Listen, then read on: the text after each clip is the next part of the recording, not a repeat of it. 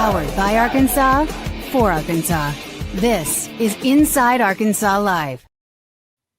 And welcome into Inside Arkansas Live here on this beautiful day here in the great state of Arkansas. I'm your host, John Neighbors, alongside Andrew Ellis. Curtis Wilkerson is out today, but a thank you for always making us a part of your afternoon. This afternoon, as we got a loaded Friday show for you all, as we were going to continue to react to everything going on with the Razorback football program, because there's been a lot more reports of some coaching staff being put into place. Nothing official, but definitely some reports that we'll dive into. We'll get into what's going on with the weekend, talk a little basketball. I'm sure that it's there too. And get into your chats, heavy hitters, all that fun stuff here on this Friday. But Andrew, nearly the weekend. How are the vibes here on this Friday afternoon? The vibes are very good. You know, obviously we're thinking about our guy Curtis. Hope he's doing well. Hope he's hanging in there today, and he'll be back soon. Don't you guys worry too much. But no, vibes are very good here on this Friday. The sun is out. I can see the sun, which is always nice. Even when it's cold, as long as you can see the sun and you know it's there, that gives you a little bit of hope. And that's how I feel today. You look around the landscape of Razorback athletics, it might be cold in some spots, but there is a sun out there, and Hunter Yurchek is not that sun, but there is a sun that is providing some warmth for us. But no, I'm in good spirits, ready to talk some ball, and I'm going to be nice. I swear I'm going to be nice, even when calling out some BS. I'm going to still be nice about it. Well, that's good. That's good. As long as you're nice about it, that's really all that matters. Because it's the thing that we see all the things that's happened this week with Ryan Silverfield, and of course, yesterday was a busy one with the press conferences and the celebrations, which we reacted to late last night, and diving into all of that. And it's just so funny to see reactions from everybody from all walks of life. I mean, there are some fans that we've seen that he could have got up there and had the greatest speech ever and started putting together the greatest coaching staff. And there's going to be people that are still like, nope, I don't like him. Don't buy it. And there's some people that are just doesn't even care what he does, who he does, or anything like that. As far as hiring, as far as like with or Yurchek or anything, people are just going to go along with it and say, hey, everything's great, grand, and wonderful, because you want to believe. So that's what the kind of the navigation of this is for the next few steps, is because the introduction's over. Introductions are over. We know the guy. We know the man. We talked about all the great things that he said, and we really like what he said and really like his attitude and his energy. But now it's about the actual assembling of the football program. It's about the coaching staff. It's about the roster. A lot of this will be done in January, around then when transfer portal stuff opens up. But now it's, I guess, in the very cliche way to say it, it's time to get to work. Now it's time to see how this all plays out. But yeah, it's just funny to see reactions right now, Andrew, of people and knowing, like, still the uncertainty surrounding it. All sounds good, but still need to see a lot more from everything. Well, how people always say the honeymoon phase is over, and they obviously that's referring to relationships. When you get married, you're all happy on the honeymoon, but it works obviously for coaches. When you first hire that coach, on the day he's hired, you're buzzing, everyone's happy, everyone's excited. And then once you start getting into real things of him hiring a staff, him getting into recruiting battles, National Signing Day comes up, portal season is going to come up, and then, of course, you're going to play games, and that's when the honeymoon phase is really over. I'm not saying right now, like, hey, the honeymoon phase is over with Ryan Silverfield. He better get back to work. But I do think it's very interesting, and, of course, we went through a weird mental battle here because everyone was freaking out when Ryan Silverfield first got hired, us included. Then I think we all talked ourselves off the ledge, and then we kind of entered the honeymoon phase. It was like a delayed honeymoon phase. But I definitely think as of today, we are now into, like you said, it's time for business. It's time to go to work. It's time to get things done. And we now have a much more definitive idea of what this staff is going to look like. And I'm sure we're going to get into those reactions because, yeah, those are also interesting to me as well. But now you're starting to have some information to evaluate. Because on day one, you really don't have anything to evaluate. You're just kind of hearing things said, and you're like, okay, cool. Now we have 4 or 5 days worth of information. We have a lot of press conference clips, a lot of public statements from the University of Arkansas's athletic director and their new head football coach. And now we're starting to see some of it come to fruition, and now we can compare and contrast. Now we can really start talking about how we feel about this thing. And so it's going to be interesting. And honestly, I think people are going to be surprised that I'm actually not as I think both of us think we feel pretty similarly about this. I don't want to speak for you, John. We're not super we're not about to come here and be like, oh, dude, this staff sucks. And I also am not going to sit here and be like, hey, this staff is amazing. But I do think it is very, let's just say, interesting the way that it is played out, given what all was said. Well, and yeah, because I feel like just like in anything, like I'll use a basketball season, for example. it's like we react to things in real time when it's good, when it's bad, and all that. But then at the end of the season, when it's all fully complete, that's when you have a reaction of like, all right, so was this a good season? You know, like how far are they making in the postseason? Because if they made it far in the postseason, then it negates a lot of the struggles and a lot of the bad things that happen.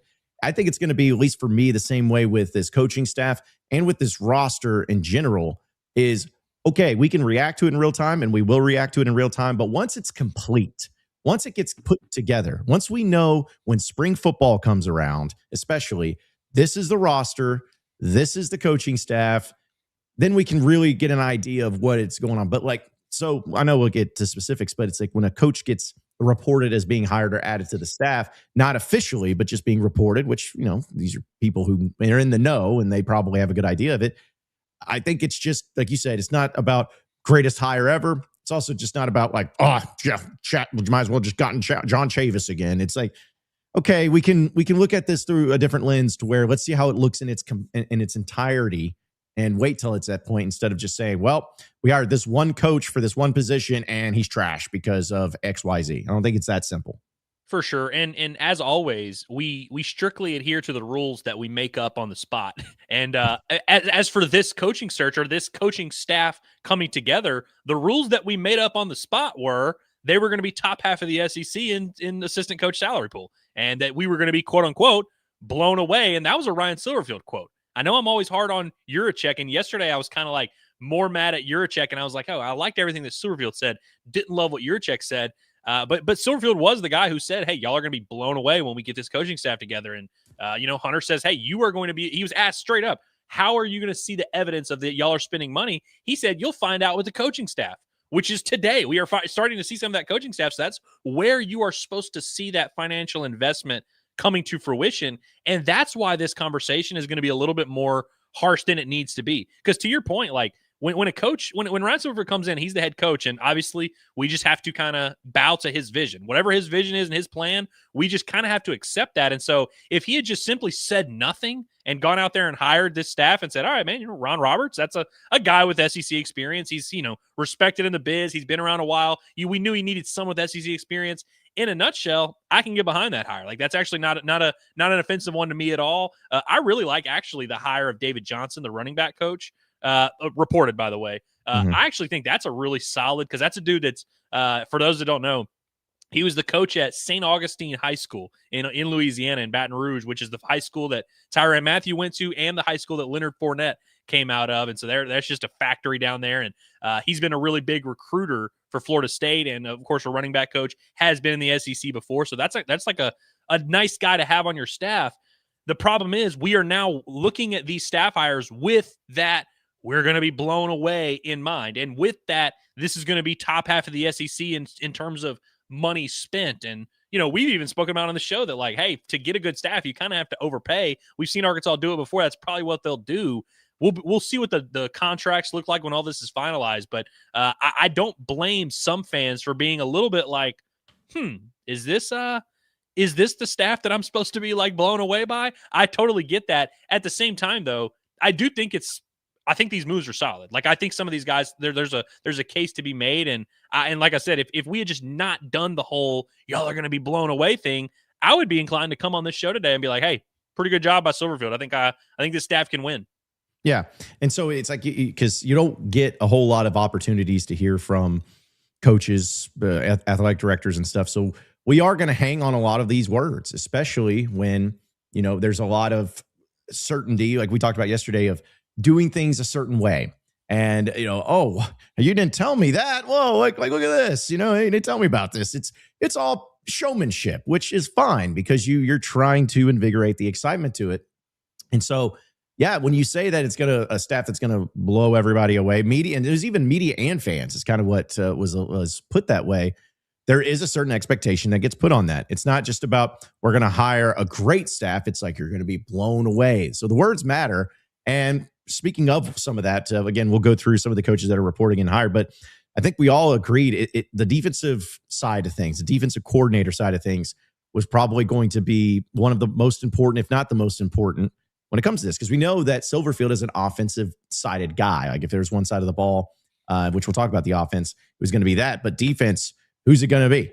who are they going to look at? And it looks to this point, at least what is being reported by On 3 and some national guys, is Ron Roberts, who recently was the co-defensive coordinator at Florida. He was also the defensive coordinator at Auburn, defensive coordinator at Baylor. He was at Louisiana at the time, I believe, when Billy Napier was there at that point in time, Southern Louisiana. So he has a lot of ties down there in the boot states where Andrew's from. But when I saw this, I'm like, hey, I wanted a coach with SEC experience. I want a lot of coaches with SEC experience because that's something that Silverfield doesn't have. And he was the guy where I'm like, okay. Reached out to some of my Florida guys and even some Auburn guys, and a lot of them said he's a great scheme guy. One of the Locked On Florida Gators guy, Brandon Olson, says he's one of his favorite defensive minds. The only thing about it that was a little bit of a knack against him was his recruiting, is what they said. This is just coming from them. His recruiting. He has staff that does it for him and is really good at it, but he is really good at the X's and O's, game planning, having the personnel fit the mold, which is a good sign, but we also know it's about recruiting. So just Ron Roberts, yay, nay. I know you kind of alluded to it, but just what do you make of him if he ends up, assuming that he ends up being the defense coordinator? Yeah, obviously, the context of the blown away thing is hard to ignore. But if I do ignore it, I am slightly pleased is the way I would do it. Like if this were a scale here, and it's like up here is I'm completely thrilled and can't wait to get to work, or I'm completely devastated. I'm like kind of in the middle, but I would say I'm slightly above average, mostly because of the SEC experience, which is a thing that we all say, and it sounds like a fake thing where you're just like, oh yeah, gotta have SEC experience, and sometimes I think it can get overblown a little bit. And Ryan Silverfield, by the way, has mentioned, hey, I haven't coached in the SEC, but I've beaten SEC teams. I've beaten them in recruiting. I've been competing against SEC teams. I've had to recruit against them for years. And I literally beat y'all who were an SEC team. Like it's not like the end all be all where everyone on your staff and every player has to have SEC experience. But I do think when you're building a coaching staff, and that's important to remember that we look at these things, and we look at Ron Roberts, and we're all looking through his resume, and we're comparing him to, Mark Stoops or whoever, and we're like, all right, is this guy good or bad? You got to think about how it fits in the grand scheme of your entire staff. And I do think it was very important because Silverfield, we knew he was going to bring some guys over from Memphis. He's bringing his OC most likely from Memphis, bringing his receivers coach over from Memphis, who was a big recruiter for him. I'm all fine and dandy with that as long as you also bring in some guys that have had some SEC experience. We talk about it all the time. It was such a big deal for Sam Pittman to get a defensive coordinator who had SEC experience directly, just been competing in the SEC and had been a head coach before. Barry Odom filled a very specific void on Sam Pittman's staff. I think Ron Roberts can fill a very specific void on this staff. You mentioned he's not much of a recruiter. Well, then we're just going to have to consider that when we, bring in the linebacker coach, bring in the D-line coach, bring in someone that's going to help on that staff. You have to kind of know everyone's strengths and weaknesses. And Ron Roberts, like everyone else, has his strengths and weaknesses. I do think, I've seen some people kind of pointing to his Florida tenure and being like, oh, well, Florida sucks. So, why would we want their DC? Well, if you watch Florida this year, it wasn't their defense that was the big issue that held them back. And I don't know. I think they were about middle of the pack in the SEC. If I remember correctly, they were like 57th nationally or somewhere just like kind of an average SEC defense, which is not going to blow you away and really shouldn't blow you away. But I do think it's valuable to get someone with that SEC experience because you can't understand how to accomplish a task if you don't know what the task is. And so at least Roberts has had some success in the SEC, had some failure in the SEC, but he has a much better idea of what it's like to game plan against an SEC team than anybody else on this staff so far. And so I think he's a very valuable addition in that regard. And I look forward to hearing more from him. And, because anytime we get any of these coaches or players, I'm always interested to hear, what do they think about their careers of, oh, this didn't go well for me here, but I learned from it. This went well for me here, and I learned from that as well. And so I'd like to hear from Ron and hear him say, here are some things we tried at Florida that I liked. Here's some things we tried that didn't really work out, and I've kind of learned, and now I know coming to Arkansas, I have all these lessons, and I can use them well. And I'd also like to hear about his relationship with Ryan Silverfield, all that. But I say all that to say, in a nutshell, I'm okay with the hire. I'm fine with it. Yeah. No, I am too. And there's some comparisons I want to bring up here in a second, but I want to remind everybody that here on Inside Arkansas Live, we have an official real estate expert, and it is Gracie Frizzell of Collier and Associates. She is licensed in both Arkansas and in Oklahoma, and Gracie is here to take care of every single real estate need you could possibly have. She's actually helped me find a place which I'm going to be moving into next week. So she came in clutch for me, finding me a great spot. Can't wait to do it. But it doesn't matter if you're looking for an investment property, a game day getaway, land investment, or even a new home. Gracie is your trusted guide from start to finish. You can give her a call today at 501-690-3868. You can also text her too, 501-690-3868 for questions on all things real estate, or you can check out her Instagram page at Gracie Frizz. It's Gracie Frizzell of Collier & Associates, the official real estate expert of Inside Arkansas. Now, Andrew, you talked about the defensive coordinator and about the players and about him and as a scheme, and because that's the thing is like SEC experience means something is a good SEC experience. That's the big thing. But I brought this up at least to some people in our Discord of if you think about Arkansas, because that's the lens that we live in. The past 25 years, we know that there hasn't been a whole lot of years where they've had great defenses. But statistically speaking, the only time that Arkansas, or the only two occasions that Arkansas has had like elite level defense, top 10 in the country, or top 15 in the country, top 3, 4, 5 in the SEC, those defensive coordinators were John Thompson and Rob Smith. Okay. Now, am I hating on them as a coach or saying that they're bad coaches? No. But my point is that it's not always just about, the coordinator, that's what makes the defense great. Sure, it definitely helps. But it's always got to be about these players. It's always got to be about the talent that you bring in. And that's where it's like, I look back to that 2014 defense, the last time Arkansas had that elite level, it was more about just having some dudes. And if you get dudes, you got to have schemes for them too. But it makes it just so much easier and a lot easier to be able to coach these guys. And I think that if Ron Roberts is the guy, if he has a great portal class, if he gets help with the portal, if they go all in on getting, they already got Quincy Rhodes coming back, so that's a great start. But if they're able to go in and get another elite level defensive end, if they're able to get a big time linebacker, a lockdown corner, just a couple of them. You want to get all 11 players to be elite, but just a few in each level of the system. Arkansas's defense is going to be vastly improved and be great. And regardless of who the defense coordinator is, so that's just really what it comes down to with me with the Ron Roberts deal. Is you want to get the best. Is he the best? Am I blown away by it? I wouldn't say that, but I also think that he can be very successful at Arkansas as long as the portal and the financing for the portal and everything is there to where he's able to get some of these big time players that people are wanting. Yeah, 100% right. I mean, we've seen great offensive play callers and great offensive minds take below average talent and yield very good results. We've seen that happen like every year at every level of football.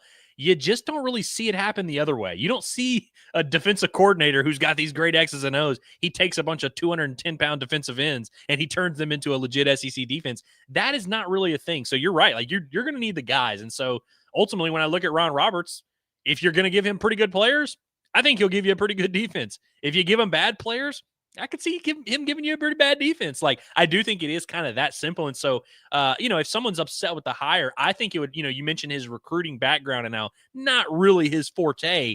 That would probably be the thing that gives me the most pause, frankly. And so if you're upset with the hire and you think, man, I think this guy's going to be dependent on talent and I just don't think our talent's going to be there. I'm not here to tell you you're wrong. In fact, that's kind of where my brain is at. And so ultimately we just kind of have to wait and see what this portal season looks like. I know Ron Roberts is a 4.25 guy, or at least he has been in the past, and we've seen Arkansas run a lot of 4.25 here lately. I'm interested in that because we were talking about guys on the roster that we'd like to bring back. One of the position groups that we didn't talk about much at all was defensive back, because there's really, Selman Bridges played a little. I believe Miguel Mitchell maybe has some eligibility, but like Arkansas currently, as it stands today on December 5th or whatever, does not have like any legitimate SEC defensive backs on their roster. And so it's like, listen, if you're going to run that 4.25, you better hit that damn portal. And I assume they will, like, no doubt about it. Yeah. They've rebuilt their secondary through the portal each of the last 2 years to very, very mixed results. But yeah, I'm looking forward to seeing what those dudes look like. But again, in a nutshell, I'm not super offended by the Ron Roberts thing, but I also can see a case for how it would maybe go wrong and how I think he could be better than we maybe expect. Yeah. And, I know we'll talk to other coaches that have been into the mix or being reported to be into the mix, but it's also with somebody like him, I'm like, man, just let's see where it goes. And I think it's not the know all end all be all of knowing how this is going to go, or at least everything, but I do like to look at the previous stop of where he was. And that's why I reach out to like Florida media guys and reach out and try to look at message boards or whatever, or replies to tweets, just because it gives you a little bit of a good indication. And I will say, from the Florida perspective, there's a lot of Florida fans that really liked him. I mean, that thought he was as far as his coaching goes. Apparently, there's some allegations that go around. I don't know if those will come out, but they said as far as coaching wise, he was good. Some people were even saying that, hey, if I saw a post, or I guess maybe it was a podcast that was done on YouTube talking about Lane Kiffin at LSU, whose defensive coordinator he's going to hire, and then I guess with the whole deal with what's the guy? Is it Blake Baker? Blake Baker, yeah. If he leaves, who would be in the mix? This was a couple days ago, but they had Ron Roberts brought up. So again, not saying this is like, oh, that if they have a podcast randomly that's saying he's in the mix, that must mean he's a good defense coordinator. But it is, you got to take for what a lot of people say about a particular coach, because that's what I think excited when Alex Golish was in the mix. There was a lot of Tennessee fans who were just like, man, dude, that's a great hire. You're like, okay, they love that guy. There must be something there, maybe. I kind of got that vibe from Florida, and even some Auburn people. Our guy Quinn talked a little bit about it to us, but there were some people that are like, hey, he's a really good coach. So I'm like, well, at least they're not saying, thank goodness, glad this clown's gone. Like, that was the thing that helped me out at least a little bit. Yeah, which we get a lot of that, no matter what. I mean, dude, I even saw Florida. I actually saw. So I looked at the replies to the David Johnson post, and all of Florida State fans, they were like, "Oh yeah, this guy sucks. Get him out of here." And then I saw a few Florida State fans that were like, "What are y'all talking about? We've had like 3 5-star running backs in the last 5 years. Like, we've sent guys to the NFL, like Dalvin Cook. Like, come on, dude." But no, I do think that's always very interesting, and you can never take fans at their word, but I do think there's a lot of value in at least just what other people say about him, especially some of those media members. And I also think, as much as we say SEC experience and everyone just says, hey, go get a DC with SEC experience, I think people would be surprised at how short that list actually is of guys who have SEC experience and are still currently good defensive coordinators and that are available. It's really hard to find a guy that fits all three. Like Mark Stoops is a guy that was kind of like a guy we floated as like, hey, that'd be the perfect, Barry Odom-esque type of hire of a guy that just got fired as a head coach, but is an awesome defensive mind, experience, blah, blah, blah. Bring him in. He'd fit that criteria. Blake Baker, who just took the job at Tulane, he's not available, so he doesn't even fit that criteria. You look at every other SEC defensive coordinator, but like a lot of the best defensive coordinator options in the country are guys that are either not in the SEC and don't have a ton of SEC experience, or are guys that are never going to leave their school. Like you could sit there and look, oh yeah, let's go get the Iowa defensive coordinator. Well, he's been on Kirk Ferentz's staff for 12 years. Is he just going to dip now? Let's just go get a guy, Utah. Let's get Kyle Whittingham. Let's get his defensive coordinator. Well, he's been on staff with them for 15 years. Like, why is he going to leave? Like a lot of these guys that would hypothetically be awesome hires are not really options, and most of them don't have SEC experience. And so Ron Roberts is on a pretty exclusive list of like, if you like kind of set the parameters of like, we need a guy that checks these boxes. There's only like 5 guys in the entire world that fit those boxes. And so he may underwhelm you, but it's like, I think y'all would be surprised if you started really looking around and started looking through Wikipedia pages, trying to find coordinator options. There's really not many that, to your point, would not get a unanimous negative reception if he got hired at Arkansas, frankly. Yeah. I mean, and I know we'll talk about the other coaches, but too, it's like, you thought you were going to get Kane Womack or somebody like that. It's like, well, he was in the mix for the head coaching job, and you guys still haven't yet to contact him to tell him he didn't get the job. So I don't think he's just going to come running over to be the DC at Arkansas when he's literally the DC on a team that's about to be in a playoff. Like, as much as he may love Arkansas, unless you like doubled his salary or something like that, I don't think he's going to be the one that comes by. But we'll look at some of the offensive side of the ball here when it comes to these coaching staffs and reported hires. But I want to remind everybody that Drain Masters of Arkansas is going to have you covered when it comes to all of your plumbing and drain cleaning needs. They service the Northwest Arkansas, River Valley, and Oklahoma area and beyond, because we know it's important that anytime if you have your house or your business or wherever it may be, there's plumbing issues, you don't want to deal with it. That's why you let the professionals handle it at Drain Masters of Arkansas. You're going to get a professional and reliable service. So if you need to request a service, give them a call today, 479-646-5585. That's 479-646-5585. 5585, or you can scan that QR code right there on your screen, and it'll take you right there to their website to be able to request a service. And the best part about it, if you tell them that Inside Arkansas sent you, you get 10% off your services. That's right, 10% off all of your services for Drain Masters of Arkansas, as long as you just tell them that Inside Arkansas sent you. Anything and everything plumbing related, no job is too big or too small. Drain Masters of Arkansas has you covered. So looking at some other things when it comes to the coaching search, because I don't think, at least at the point of this, is there's not been any additional defensive guys reported to be in the mix for Arkansas, except for Ron Roberts, which is actually a good sign that your defensive coordinator is the first one that comes out. I think it'd be weird if they're like, hey, they've hired a defensive line coach, but you don't know who the coordinator is going to be. But the offensive side, the offensive coordinator, I'm going to say this is not a surprise. It's being reported that Tim Cramsey, who was the offensive coordinator at Memphis under Ryan Silverfield, is going to be joining him at the same position over here at Arkansas. He was there as the offensive coordinator from 2022 until last season. He was also this past year the assistant head coach. And for those of you, just for a few numbers to throw out there, he's also been at past. He's a very seasoned coach. He's in his 50s. He's been past 2 decades quarterbacks coaching offensive coordinator at New Hampshire, FIU, Montana State, Nevada, Sam Houston State, Marshall, and of course in Memphis. And since he took over at Memphis, the Tigers posted a top 25 scoring offense in all 4 years that he was there, as well as averaging 36.3 points a game and 436.3 yards total per game. So not surprising, Andrew, but this is a guy, at least statistically speaking, has a lot of success when he was at Memphis. Yeah, you remember whenever when Bobby brought Ronnie Fouch over as his receiver coach, whenever he first got hired, and we didn't even spend much time talking about the hire because we just immediately saw it and we were like, oh, this is a guy that Bobby has worked with and likes, and he's going to help him implement his offense. Cool. That's kind of all you need to know. That's kind of all you need to know here. This was Silverfield's OC at Memphis. We knew he was going to bring a select few of his staff. This would qualify as a select few. Silverfield is an offensive guy, so you'd imagine the offensive coordinator he worked with is a guy that he worked very closely with, assistant head coach and all that. So it's like kind of just makes sense, and I can see how some people maybe just look at the resume and be like, hey, could we have maybe found someone cooler than this? Yeah, you probably could, but the thing people got to understand, offensive guys specifically, more so than defense, are very ego-driven. And I'm not saying that Ryan Silverfield has a big ego, but it's like if you're an offensive guy and you consider yourself a play caller, consider yourself like a schemer, you really don't want to bring in someone who has different opinions, different schemes, different whatever. And so honestly, I'm all for if you're trying to implement an offense, whether that's a really complex offense, whether that's pro style, spread, whatever, if you're trying to implement an offense, it's very important to have people on staff and on the roster who do understand the offense. Because how can you teach the offense to your players if everyone's not on the same page? And so for me, I think the value of being on the same page, the value of having the same message going to the players, I think is enough for me to buy this as an OC hire, especially because, again, they've had a lot of success at Memphis. How many offensive coordinators could Arkansas have hired that have had a top 25 scoring offense in each of the last 4 years? Probably not many. How do you imagine there's maybe 5 people on that list or whatever, most of which wouldn't be available. So I'm all fine with it.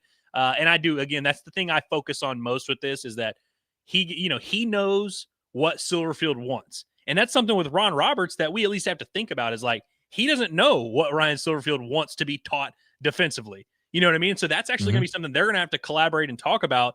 With the offensive coordinator, you get to cut out all that process. He doesn't have to meet with the new OC and figure out, hey, so which direction are we going to go? What's some of the 2-point conversion plays we like? What's some 3rd and 4 plays we like? Like they already know all this. And so they're able to just kind of pick up where they left off. And I think when you're trying to teach a new offense and trying to implement your structure, it really helps to have someone. And so for me, I'm all good with this one. I don't have really any complaints. No, I don't either. I really don't either because you laid it out there. As much as I talked about having players on the defensive side of the ball, it's important to have players across the board. Of course, duh. You want the best players at every position. But I think it's, as we all know, it's so much about the scheme of your offense and how it works. And if you need an example, I'll bring it up. Bobby Petrino's offense this past year, Arkansas went 2-10. But if you look at the statistics, the offense was one of the best in the SEC. It was very balanced. Not to say that it was perfect, not to say that wasn't issues, not to say that there wasn't quarterback problems, but they did all of that in spite not even really having an NFL caliber player, except for, I know Mike Washington might be that guy. Maybe our Carmona could get some run in the NFL. There'd be somebody else, but I'm just talking about bona fide studs. You didn't do that this past year in the SEC. So it doesn't bother me as much if it's like, oh, well, we got this guy who's been at the AAC and he's never coached in the SEC. I was like, well, scheme is scheme. Like offense is offense. And they have an effective one. And it's not just like, oh, well, he benefited from this one quarterback that was so good. It's like, no, He's literally had it 4 or 5 years that he's been in Memphis, has been very consistent. It's been consistent in the scoring. It's been consistent in the balance attack. It's been a lot more pass heavy than anything. But the point is, I'm good with it. It's what he's comfortable with. You just got to plug and place and get the right guys in there. And then it's going to come down to the quarterback, as we talked about, because we know KJ Jackson's coming back. Don't know what other route that they may go, if they may add somebody. But yeah, I'm with you. I'm totally fine with him being the guy. I'm totally fine with this being the approach that they have. Because again, it'd be one thing if their Memphis offense wasn't that good or statistically speaking struggled at times in the AAC. It's like, no, they've been pretty consistent being one of the top offenses in the country and doing it in the AAC and doing it against some pretty good teams in the AAC as well. Yeah, and I do, when Silverfield first got hired, we all kind of looked back at the Chad Morris thing, and we all knew in the moment it was a red flag when Chad Morris. I know. The DC was old boy. Why am I blanking on his name? Chavis. Outside of that, literally the entire staff, like even like the DB coaches, even the receiver coach, O-line, OC, it was all the exact same staff, and we were like, "Huh, that's very interesting." Ryan Silverfield is not an idiot. He understands that if he brings a staff member from Memphis to Arkansas, we are all going to have that question of, is this the best guy he could have gotten, or did he just bring his buddy? Did he just bring the guy that was working with him? Is this just kind of like a thing he wanted to do? And so I think that means he was going to be very selective with which people he brought over from Memphis. And I think he's going to do the same for the players. He's not just going to bring over the entire Memphis roster, because that would be him saying, I think I had an SEC roster at Memphis, which he doesn't believe, you don't believe, and I don't believe. So I think you got to understand that context of like, Silverfield would not be doing this if he wasn't pretty confident of like, hey, this is the right guy. Like, I'm only going to bring over maybe 3 staff members total, if you don't count the GM or whatever, like position coaches. I'm maybe only going to bring 3 staff members total. I think this is going to be one of them. And again, with the offensive side of the ball, when it comes to these offensive guys, you kind of just have to trust their vision, whether you like it or not. It's like you would rather them at least execute their vision, and then we can just find out if it's good enough to win or not. But it's like what you don't want to have is miscommunications and the little tug of war of, you remember whenever Gus Malzahn hired Chad Morris as his OC, and then all year long it was like these reports of, there's a little bit of a tug of war. They don't know who's calling the plays, who wants what. Bobby Petrino spoke about this with Jimbo Fisher of how he's like, man, they just have different terminology than I'm used to. I had to kind of learn their own offense myself. Like, that's what you don't want. You really don't want that. And so, we'll see. If Arkansas's offense ends up sucking, we will all look back at this moment and say, man, maybe they should have went out and got, Kendall Briles, somebody like that as the OC. But I am inclined in this case to just kind of trust the vision there. The one we're kind of waiting on is the O-line. We have not got an announcement on the O-line coach, and that's very interesting to me, and I'll be curious to see how that plays out. Well, we are going to talk about that because I may have some news, some reports, some sauces on something right there. So, putting on the big J hat, John? Yeah, putting on the big J hat, even though, I'm just out here trying to clickbait and just get my name out there. That's all I'm trying to do. But we'll talk about that as well. Some other coaches that are in the mix too. But want to remind everybody as well, Blue Ember Smokehouse, one of our great sponsors here at Inside Arkansas. We enjoyed being there this past Wednesday. And as a reminder, each and every first Wednesday of the month, we're going to be live from Blue Ember Smokehouse there in Rogers. It's an incredible place. Great food, great atmosphere. They got all the different choices you could possibly want. And they're big on catering events. And that's what they're really great at. And they're very professional with it when it comes to that too. And it could be one of your business meetings. It could be a wedding. It could be any type of party, but it could also be your Christmas dinner. That's a lot of work. I mean, wait Thanksgiving. Maybe you went through all that and you're like, man, I don't want to do that for the family again. That was so much work. Well, let Blue Ember Smokehouse help you out with it, because you can get you a whole turkey that feeds 18 to 20 people for $70. How about a whole ham that feeds 18 to 20 people for $65? Maybe just like that turkey breast by itself feeds 12 to 14 people. Get that for $55. And you can have all of that put on order for pickup before December 23rd. It's that simple. So give them a call today. They have 6 different locations across the state of Arkansas in Fort Smith, Jonesboro, Texarkana, Little Rock, Hot Springs, and Rogers. Right there on your screen. They got gift cards that you can get for great gifts if you're looking for the holiday season. They do it all with Blue Ember Smokehouse. So check them out today. Again, Blue Ember Smokehouse here in Arkansas. Thank you for supporting Blue Ember. So before we get to some things of guys that might be coming back, the other coach that is part of the offense that looks like he's going to be coming over is Larry Smith, who was the wide receivers coach, but also the co-offensive coordinator this past year because of the fact that Tim Cramsey elevated himself to assistant head coach it's all titles. It doesn't matter. But either way, he's a guy that looks to be joining the staff or reported joining the staff. He was the wide receivers coach starting in 2023 at Memphis. He was the wide receiver coach at UAB from 2016 to 2022. So a long stretch there, which, if I'm not mistaken, wasn't that around the time when there was a rumor that UAB was about to shut down the entire football program and Garrick McGee was the head coach or something like that? Was that the same time? Shut it down because they had Bill Clark, who was actually doing a good job there. They were going to bowl games, they were competitive, and then I want to say they did shut down the program for a year, but maybe I'm tripping. Yeah, it was something crazy. That was definitely a thing. Yeah, it was something crazy, right? Yeah, it was under Bill Clark is when he was there.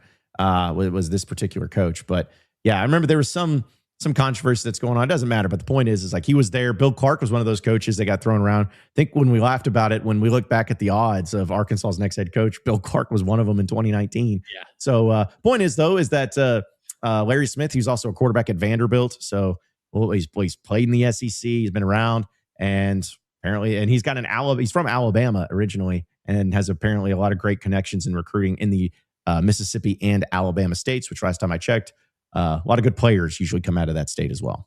Yeah, Memphis has had some really good skill players in the last 4 or 5 years that have had a lot of success, that have helped these offenses. And it seems like the receiver coach was a guy that it was one of their top recruiters. And so again, nobody would know more than Ryan Silverfield. If he was on that Memphis staff, you have a good idea of what is it that's making our program go. If we were to power rank all of our staff, who are the ones that are really contributing to our success, and who are some ones that are just kind of having success because we're all having success? And that's something we always think about, Like if Arkansas had hired Kane Womack as the head coach, we would have all had to say, okay, was he doing a good job as a defensive coordinator, or was he just at Alabama when they had a bunch of 5-stars and he's reaping the success of that? And so I'm trusting Ryan Silverfield's evaluation here of hey, this is a guy that is actually really driving our success and not just someone who's here. Because again, you could look at it and say, oh, top 25 offense all 4 years. So just bring that entire staff. Well, I think they kind of know deep down who are the ones that are really making this thing go, who are the ones that really matter. And so again, another one that I'm fine with. And also it's when have we ever really cared that much about receiver coaches? Justin Stepp is the last receiver coach that anyone cared about. And it's just because he left. Right. See, that's my thing is I was going to bring that up when there's certain position coaches. Yes, again, it matters and all that, but it kind of goes to, for me, those need to be your recruiters, your position coaches. We talked about, say if it was, and I see already Ron Roberts, if you had him and he's like, oh, well, he's not not the best recruiter. He's like, okay, well then that's why you have a defensive staff. That's why you want those guys to be the recruiters and you just need the scheme guys. Kind of the same thing. It's you want guys that are good recruiters on that position group. Is anybody, if you hire a cornerback coach and everyone's like, oh, this guy from this place, I'm like, you don't know anything. What do you know? What are you looking at this guy's? Oh, he's trash. Well, why? Well, the cornerbacks at this place he was at, I don't know any of them. Oh, okay. It's like this. Yes, it matters, but it kind of goes back to hey, the head coach, you want the head coach to hire who they want and will make it work. I'm the same thing with these coordinators. It's the coordinators need to have people under them who will work. You don't want to force any issues. And there was a reason why, this past year when the firing of the whole defensive staff happened, essentially, it was kind of all y'all are together. It's a package deal. Yeah. It's you're out. It's kind of going to be the same thing no matter what. It's you look at it as a package deal. So, hey, if you're bringing the offensive coordinator from Memphis, it almost makes sense to bring the wide receivers coach from Memphis. Which also, did you mention a running back coach that had been hired? I didn't know if there was one that had been reported. David Johnson, the dude from FSU, was the running back. That's right. Coach. That's right. He's another one that I feel they're hiring for him for the recruiting. Right. And FSU's had some pretty good running backs. He had also worked at Memphis with Ryan Silverfield. I don't remember if that was when Silverfield was maybe the OC or O-line coach or whatever, but they had a running back, Kenneth Gainwell, back at Memphis that is still playing in the NFL, I believe, and had 2,000 yards or something crazy like that at Memphis. So he had a lot of success there. Seemingly Florida State has been kind of up and down here, but it's their running backs have always been good. And so I seems like a guy that, and again, from Louisiana, I love the fact that Arkansas has people on the staff who can tap into some of those dudes from South Louisiana that are just there for the taking. A Louisiana 3-star, we always do the thing with states. A Louisiana 3-star is like an Arkansas 6-star, honestly. And so I think that's huge, but I really like that addition of David Johnson there. Not to be confused with David Johnson, the actual running back who played in the NFL for a while. Yeah, the South Carolina transfer at like Brett Bielema's final year, That whatever guy it was was. good. Yeah. But no, yeah, David David. Williams. He was David Oh, Williams. sorry, David Williams. That's right. You're right. Man, it's It's Johnson, all the same. Williams. Yeah, it's all the same names. But no, to your point though, it's like he was the recruiting coordinator at Florida State too. So I think that's a big factor into it because we talked about the importance of the recruiting side. But just a little profile on him real quick. He's been there since 2020. So you're talking about the 6th year, which I guess that would put him there. Steps. Right. Yeah, exactly. So he was retained, which should tell you a little bit of something. There's obviously something there, but he has coached 19 all-conference performers and had combined 29 all-conference recognitions. He also had 4 special teams players of the year honors. And this is what I find fascinating. Take it for what it is. But he has produced an NFL draft pick in each of the last 7 years. So, this guy recruits really well. And he is that guy. And you talked about the Louisiana connection. Seems like there's maybe a bit of a push for that because we talked about Ron Roberts, his connections down there to Louisiana and where he's from. Seems like, which again, it's we got to see it in action. But I like the fact that you're doing it to where you're getting regional coaches. That was the thing that always bothered me, like a Brett Bielema. He's like, we need to get up there in the Minnesota and Chicago area recruiting. I'm like, no, you don't. You don't have to do that at all. Like, I don't know why you have to do that. It's like, okay, yeah, produce Frank Ragnow. That's great, but that was it. Like, so stick with what you know, stick with what's easy, stick with what's connected, get into Louisiana, get into Mississippi, get into Memphis area, get into Texas. Like, you don't have to overthink it. And I think that this one is one of those deals to where, because some people were really wanting Smith, because when he's Bobby Trino's offensive or running back coach, you had Jaquindon Jackson, you had Mike Washington, really good guys. Yeah, really good guys. But it's like, hey, this guy, legit experience, has been on good teams. He was coaching that team that went 13-0 at Florida State. Record speaks for itself. So I'm good with this one. I think it could end up being a really good hire for him. Well, and do you remember why Colby Smith got the job at Arkansas? Because he had played for Bobby. He knew the terminology. Right. He knew the offense. That was a guy that Bobby could confidently say, hey, when that guy goes in the meeting room with the running backs, he's going to be conveying a message that I can co-sign. Same thing here with David Johnson. He has been on staff with Ryan Silverfield before. They have a familiarity. They have a relationship. He's a guy that Silverfield can trust. Hey, go take those running backs and deliver the message. I trust you to do it.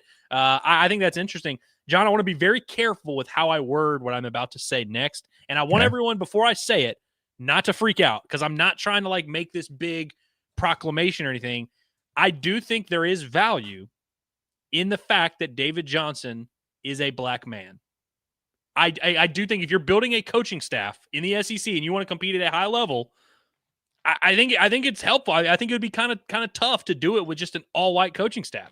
And maybe some people feel differently. And ultimately, if you can coach, you can coach. That's not the point I'm trying to make of oh yeah, this guy's going to be a better coach because he's black. But it's like you're trying to get a locker room full of guys who, by the way, is going to be 75% black. I do think that helps, especially if it's a guy who's at the recruiting level. I think that's important. And maybe you guys feel differently. I'm not going to argue about this. I do think there is something to that, though. I think that's helpful. Yeah, I think that there's because you're about, when it comes to recruiting, relatability and so many different aspects.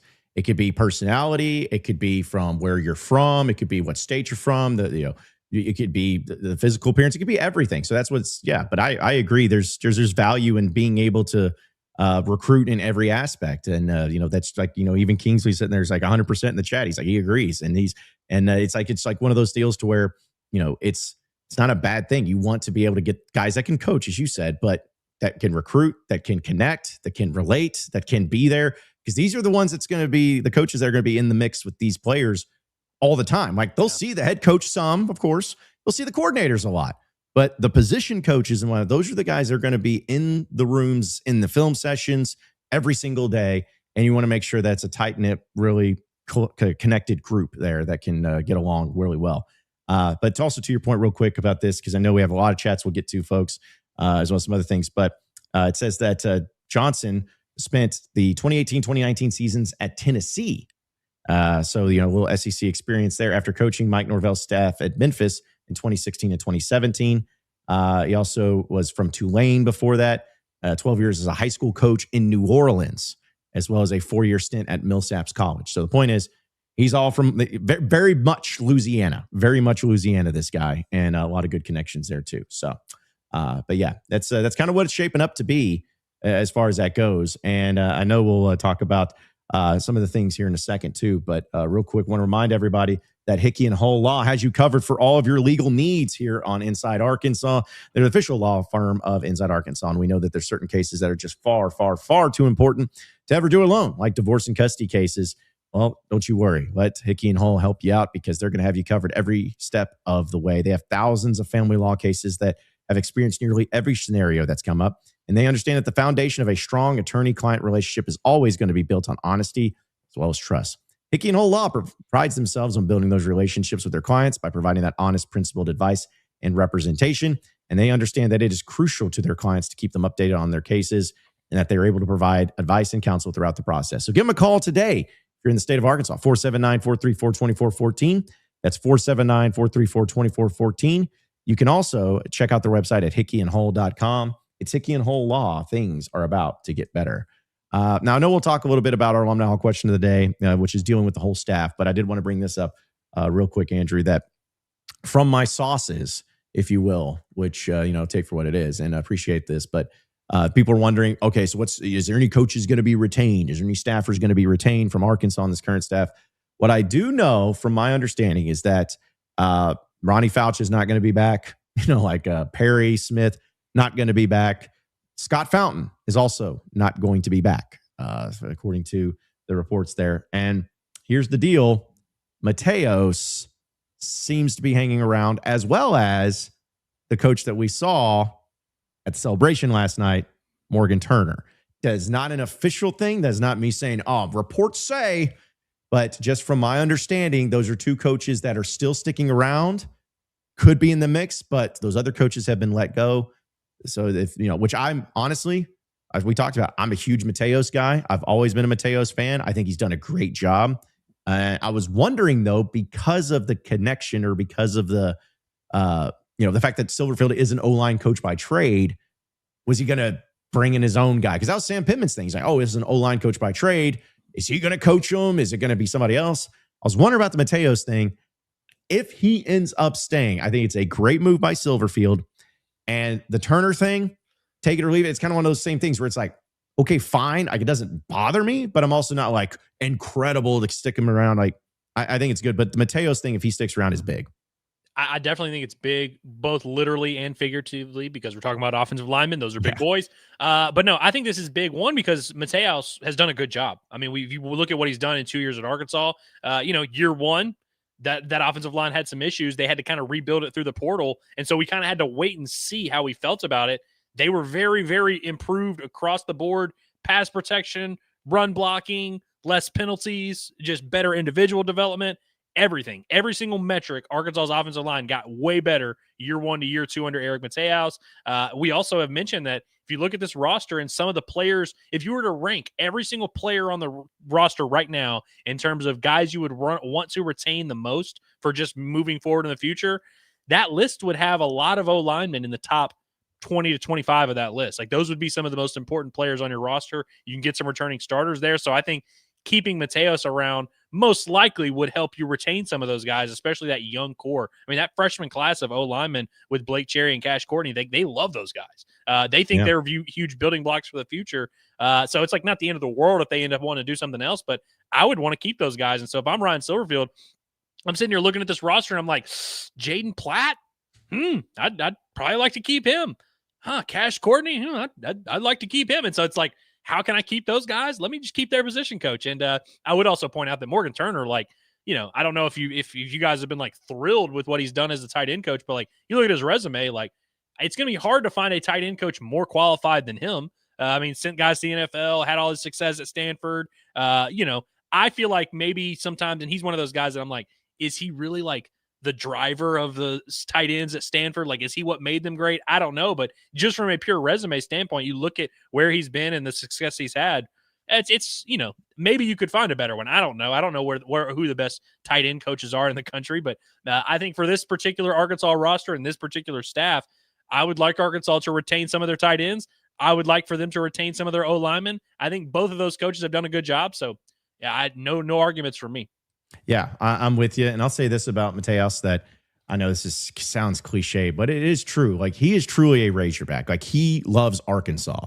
And I know that some people can say whatever they want about it, but there is some legitimacy to it, man. It was like he loves it here. He wants to win here. That's why he came here. And I think that's something to be said. And you got to be selected because I think, just my opinion, I think it's important if you're a head coach coming in to, this is how I would do it. I would look at, all right, my position groups of who's here already and who would want to stay on staff. Like, because there may be some coaches that are just like, I am out of here. I don't want to be here. But I'd look at it and be like, okay, is there a group of a group of position guys that are young, talented, and all of that? Okay. Can I keep that coach? Okay. Because there is something to be said about the transition, kind of where you have a new coach. Like, you don't want to, there are areas that you want to blow up completely and not have anyone come back.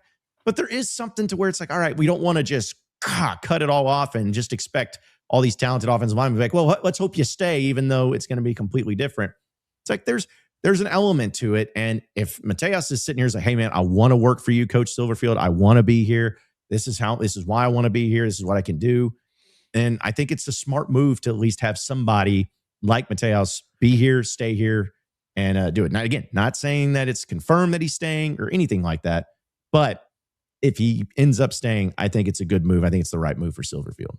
I know I keep saying, hey, we just got to kind of trust these offensive guys in their vision or whatever. Because, like, listen, these guys can make mistakes. It's very possible that they will make wrong decisions all the time on these kind of things. But I do think it's worth noting that Silverfield, former O-line coach himself, he has a lot of experience specifically working with O-line. And there was a point when he was at Memphis where he was the O-line coach and the co-OC. And so it's like that kind of tells you with what they do offensively, how big of a deal. Obviously, offensive line's big in any offense. Like, there's not an offense in the country that doesn't require a good O-line. But it's like, it seems like a very big part of what they do schematically. And so I think it's very important what that O-line picture looks like. And so, frankly, what's tough about this is like all the decision-making process happens behind closed doors that none of us are privy to. And like, even, we can talk to Mateos and kind of get his side of it, but it's like these conversations of like what happens when they talk scheme, when they talk about their vision for what this offense and what this program needs to look like. We have nothing for that. Like, we are not qualified to be like, no, actually Silverfield, you need a different O-line coach because you want to run things. It's like, that's not our place to say. And so, frankly, if those guys met, and like you said, if Mateos made it clear to him, hey, I want to stick around and work, I want to help make this thing work, and I'm sure Silverfield has his vision for what he wants his O-line to look like, that's a collaborative effort for them. And so I think that's cool. If he won Silverfield over and vice versa, who are we to be like, nah, this is bad?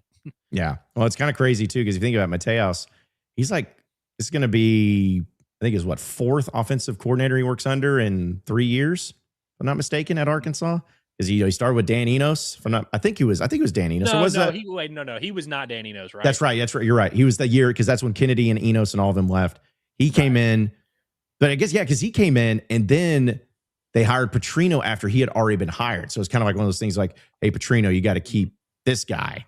Because then I think that that's right, because they were going to keep the running backs coach, Smith. What was his first name? Jimmy Smith. Yeah. Remember? Yeah. And it was like a random, second practice in spring, just like, oh, he's out. He's going to TCU. It's like, I was thinking about that today, John, because we had literally just gone to practice that day and seen Jimmy Smith running the drills. And then we get back to what was our office at the time. And they were like, we're reading these reports and we're like, damn, did he answer the phone mid practice and accept that job? That's crazy. But yeah. And people forget Eric Mateos was he was the interim offensive line coach for the Liberty Bowl back in 2015, that season. I don't know if it was actually 2016, like the date or whatever, but he was the interim offensive line coach for that one game because I believe Pittman had taken the Georgia job already. Yes, that's right. Yeah. So it goes back. It's full circle for him. So again, I know we've talked a lot about these coaching staffs, folks, and we'll get to all of that. But want to also say that for our Alumni Hall question of the day that presented by Alumni Hall is just simply with these reports that are coming out about the coaching staff. Are you impressed, not impressed, or indifferent?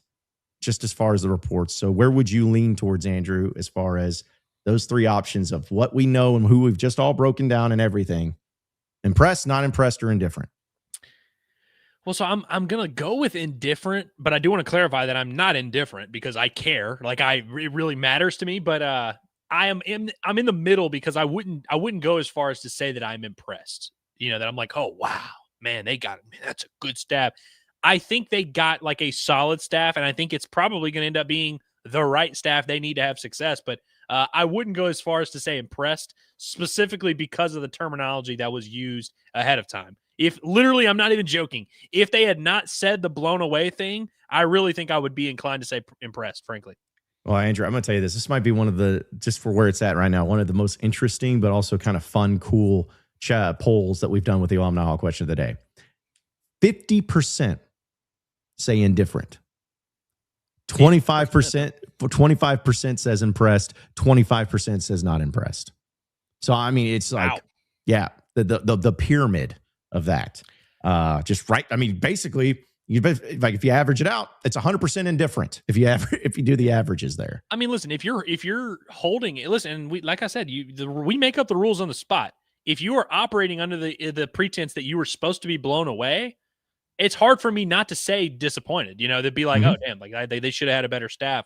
The problem is that even when they were saying you're going to be blown away and we're spending all this money, we kind of knew deep down that wasn't a real thing, which is why I'm not disappointed.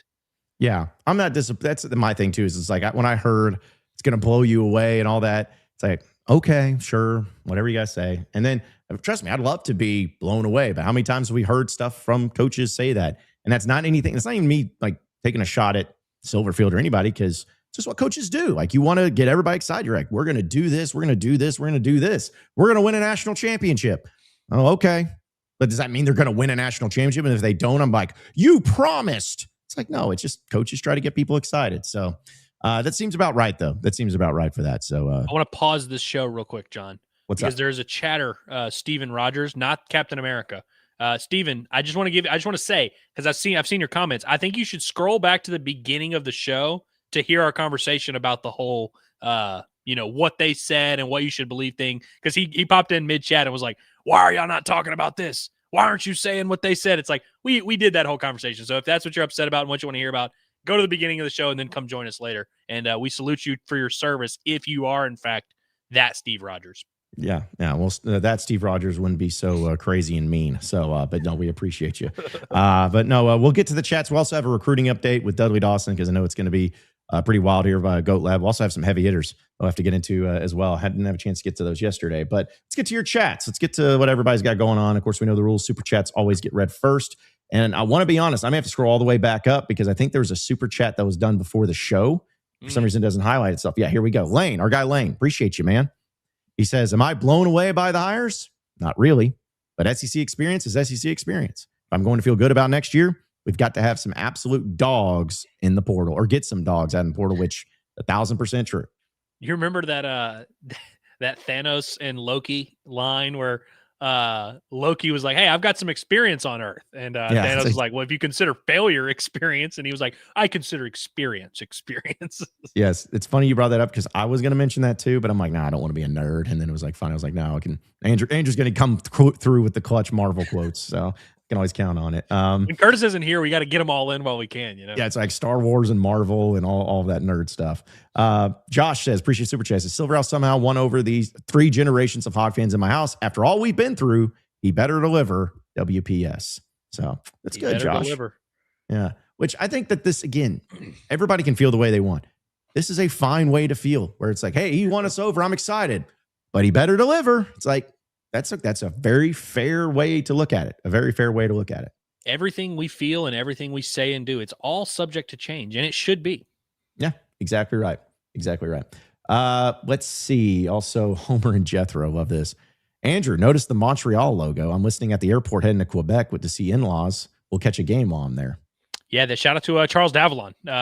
There's also an Australian thing there. We got the Hawaiian boys here. We're all over the place, man. But yeah, when I read that chat, I was literally thinking in my head, I'm like, what is he talking about? I'm like, I have no idea. I don't have any Montreal stuff, but I have a literal sign that says Montreal. It says Montreal. Yeah.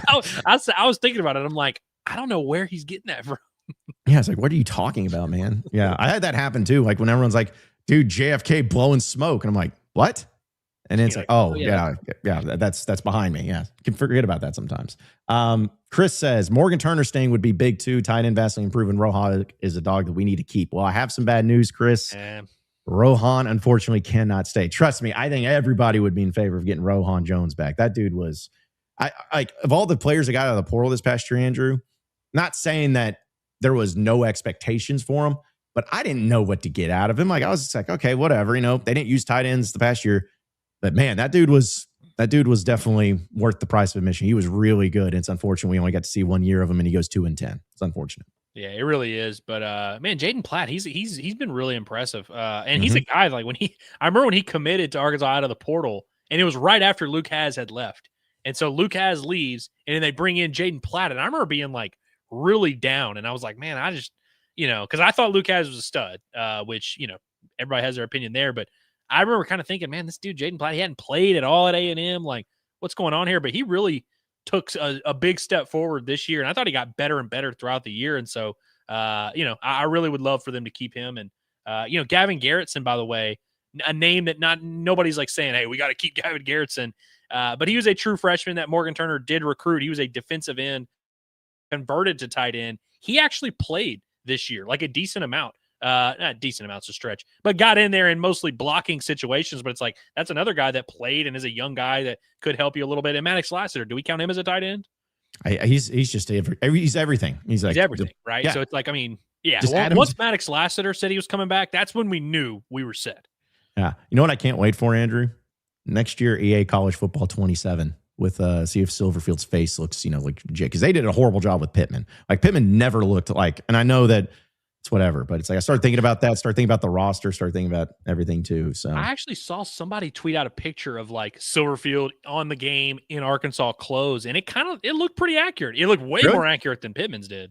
Yeah, Pittman. I don't even know if Pittman I don't know how that works. Like, were you somebody? It's like you have to accept it and say no, I'm going to be on the game, because if so, they were like, let's just get a very normal, average-looking person to play this thing, and let's hope for the best. Like that was very, very, very disappointing, but still. Oh, okay. So Chris, sorry, you followed up with another super chat. Said Morgan Turner would be a great keep, tight end room improved, which it is. Yeah, sure. We agree with that. Shout out to Blakely for being a member. Appreciate it, Blakely. Thanks for becoming one. Shout out to Blakely. Yeah. Shout out to Sean being a member for 4 months. He says, my only worry, and maybe I am wrong, is bringing a staff from AAC that finished middle of the pack to the SEC and be competitive, which kind of what we talked about, but it's like, he's not bringing his defensive coordinator and defensive staff from Memphis, because that was something that where it was like, if they bring that, I'll get a little bit uneasy. But the offensive side, the coordinate, because right now it's just the quarterback coach / coordinator and the wide receiver coach. Those only two. So I'm like, is it really going to be that horrible by bringing 2 of the 10 full-time assistant coaches or whatever over from Memphis? I don't think so. I mean, listen, in college football in this day and age, with such a transactional lens we view everything through. If a player helps you, keep him. If a player can help you, bring him in. If a coach is helping you, keep him. If he can help you, bring him in. I think that's a fair way to do it. Especially if you're Silverfield, like what you did at Memphis at a very high level that you think can translate to the SEC, which I would imagine he thinks his offense, his receivers, his recruiting, his strength and conditioning coach, those are the ones he brought over. He didn't bring over the areas that they were deficient in at Memphis. He didn't bring over his staff that fit that. And so it's the same with any of these players. I see a lot of people that were like, oh, get rid of the entire defense. No, let's bring back the good ones. Quincy Rhodes, Bradley Shaw. That is the end of that list, but we'll bring those guys back. And seriously, that's the way it is whatever you think works, bring it over. Whatever you think doesn't work, we'll find a different direction. Yeah, because imagine if when Brett Bielema came in after that John L. Smith year when they went 4-8 and everything was bad, they're just like, get rid of everybody. It's like, oh, okay, so get rid of Trey Flowers, get rid of Chris Smith, get rid of Darius Philon, get rid of Jonathan Williams, get rid of like all these, like Keon Hatcher, get rid of Jeremy Sprinkle. It's like, no, just because the team's bad doesn't mean there's just crap out there. They may just not been well coached. It's a very great possibility that was happening. So, really appreciate everybody tuning in, which, by the way, as a reminder, Arkansas tomorrow basketball, Fresno State down there in North Little Rock. Andrew, if you call it Little Rock, people get pissed. It's North Little Rock. It's apparently a very touchy subject down there from the whole Verizon, or it used to be Altel Arena, then Verizon Arena. Now it's Simmons Bank Arena. But that's going to be happening tomorrow. What I believe the time is at 3 p.m. And it's going to be on SEC Network Plus. Brett Dolan and Joe Klein on the call. And of course, we'll have Pot at the Palace post-game show following that. So big one for the Hogs going down there, which is always a great game. Highly attended game, everything. So looking forward to that. Good crowd. Hope the lights work and everything. But yeah, that crowd is always good. I mean, supply and demand. We always talk about the Little Rock stuff. It works in the right context. If there's one game you get and it's basketball, it works out okay. Football just doesn't have that same lure. Although the last time Arkansas won a football game was in Little Rock. So gosh, yeah, I guess that is true. That's all we do. We just got to get back down to the 501. That's what it takes for Arkansas to win.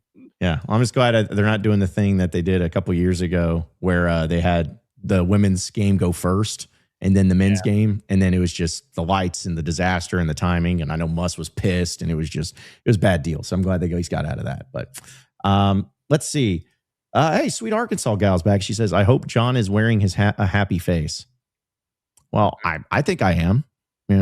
I saw sweet Arkansas gal she ran into Gage Wood at a wedding recently down there in Batesville. Oh, how about that? I ran into Gage Wood at Duck Gumbo down in Stuttgart when I was there over the weekend. Yeah, him and Hyman. Is that his name? Heineman, Josh Heineman. Heineman. Yeah, they were both there having a good old time. I was surprised because hopefully he doesn't mind me saying this, but it was like that was his first Gage Wood's first Duck Gumbo, and I'm like, really? I was like, dude, I feel like you just love something like this, but he's a salmon guy, as we know. Yeah, exactly. But no, it's a happy face, which was really funny because yesterday when we went to the celebration, I talked to a few people and saw a few people and people I hadn't seen in a while. And I felt really bad because it's like, obviously I went on that rant on Saturday. I'm locked on and they were like, man, I'm surprised you're here. It's like, well, why? They're like, what, you just hate this guy? I was like, see, I don't hate that guy. I don't hate Ryan Silverfield. I don't hate him at all. Like that was just an explosive outrage of like 10 months of buildup of like the lack of communication. And everyone was like, well, you expect him to communicate with the coaching search? I'm like, no, that's not what I'm saying. I'm saying everything. It's like, because I was really reacting to why the fans were so mad. Because I was just saying, you want to know why the fans are mad? Here's why they're mad. That's what the whole reaction was to. So I don't know if that's what sweet Arkansas gal's referring to, but that's what, because I had a lot of people just like, are you okay? You sounded unhinged. I was like, I mean, I know I don't blow up like that very often, but I don't know. I mean, context matters in everything. Like everything we talk about on this show matters about the context. You're talking about Ron Roberts. Well, the context of who his staff is and what we're doing here matters. Same for our show. Like if you come in at just the 52-minute mark on a random Thursday and hear us ranting, you may think like, oh, they're just ranting for no reason. The important context for the Ryan Silverfield thing is we had just done a show 2 days before reacting to reports about Alex Golesh being the new head coach. And we made the stance very clear. We were like, if they end up getting this to the finish line, we will gladly clap, applaud, and congratulate Hunter Yurchek. Awesome.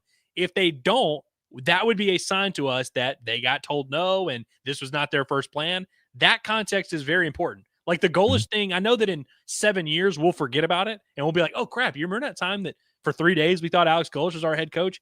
That context is very important when you watch our reaction because we were very mad, not about Ryan Silverfield, but just about the fact that Golesh chose Auburn. Yeah. There was just a lot of tensions were high for everybody, and that's all it was. A few chats here too, folks. Let's see. Higgy Rock says Penn State got Campbell. How about that?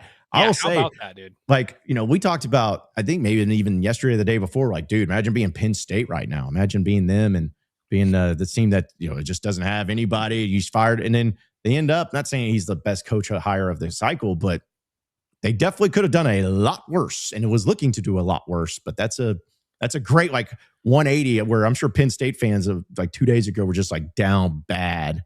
And then you end up with Matt Campbell. Pretty good consolation prize. 100%. Yeah, they should feel good about it. I mean, hell, this was the guy, Josh Pate. The day that they fired James Franklin, Josh Pate was like, I don't know why Matt Campbell wouldn't just be the Penn State head coach. Like, that makes sense. And obviously, I think he's boys in Matt Campbell. But, like, it always kind of blew my mind that nobody thought to do this all these years. Like, he's just been sitting there at Iowa State. And I know that people have made runs and he's turned down jobs. I know he turned down the USC job. But I'm like, damn, how has everybody just been accepting that? Of like, oh, yeah, he's just going to stay at Iowa State forever and he's going to make $3.5 million. It's like, geez. And when we did the whole Matt Campbell Arkansas conversation, people would always say, well, he could come to Arkansas because he's not getting paid that much at Iowa State. They're struggling and they're in Iowa. And I'm like, but why would he come to Arkansas? I know why he would leave Iowa State. Why would he come to Arkansas? Now I think you're kind of seeing that where like, a program like Penn State, I feel like you could have had Matt Campbell any of these years.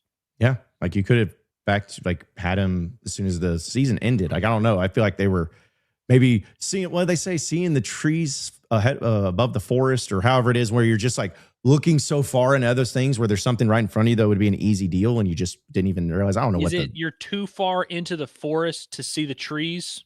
Something like that. It's something about trees and forests and all of that. Yeah, something that goes together. Penn State was definitely in the forest. Like we can all agree on that. Very much in the forest. Shout out to Dylan. Dylan comes in, says the new DC was top 15 in red zone defense, sacks per game, fumbles recovered, and turnovers in 2024. Which, I mean, great stats. Here's my thing: is I'm not saying that this is going to be Arkansas's defense exactly, but man, I will never forget watching that Florida defense, what they did to Texas this past year. Dude, the way that they ate them alive. Again, not saying Arkansas is getting that, but it'd be really cool if they did. And I know what I loved about it, like we talked about. Defensive line. That's what's so great about, like, if you have a great defensive line, you're good. Like you're going to be at least middle of the pack in the SEC, even if you have crap linebackers in secondary. You know what's crazy? So South Florida and Golish, they beat Florida this year, not because of their offense. Like Florida's defense kind of clamped South Florida. I think the final score was like 17-16 or something like that. And I think South Florida only had like 250 yards of offense, which, it's hard to say, man, I was impressed with Florida's defense in that game they lost to a group of 5 school. But if you look at what South Florida did to pretty much everyone else except for Miami, that's notable. And I saw a graphic today. I think it might have been Jacoda. Might have been our boy Jacoda. Shout out to him, who put out a graphic, and it had like everyone that Florida faced this year. And it was like, this was their average yards per game, their average point total. Here's what they did against Florida. And like almost every single week, they were below their averages. Love that. By the way, Dylan, who had that chat, I just want Dylan to know that when he was absent for a few days, few weeks or whatever, the chat missed him. Pretty much every day the last few days I've been seeing, hey, where's Dylan? Where's Dylan at? Where's he at? So just know that we missed you over here, buddy. Yeah, there he is. Well, by the way, you want to know the game that Florida gave up the most points in a loss? Kentucky. Wow.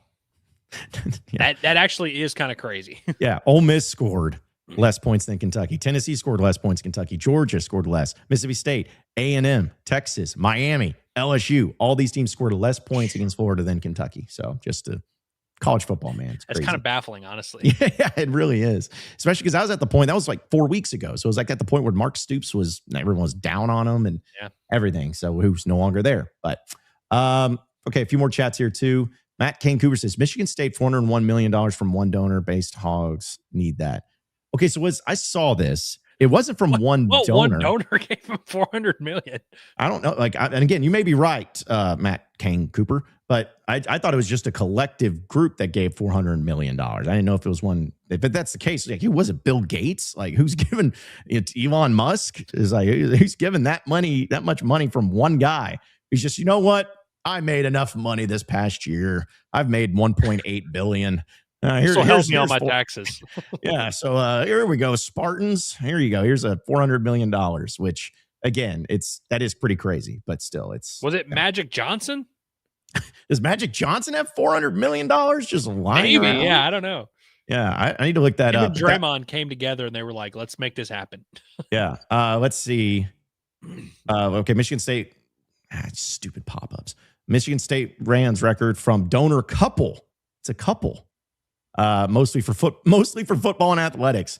Greg Williams is his name, and I gotta learn more about this man. $401 million from Greg and Don Williams, including a $301 million gift, making it nearly 10 times the largest private donation in university history.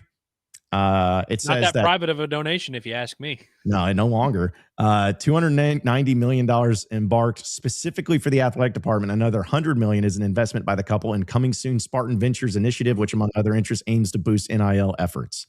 Sheesh. That's craziness. And now, Michigan State, did they just fire their coach? Yes, I believe so.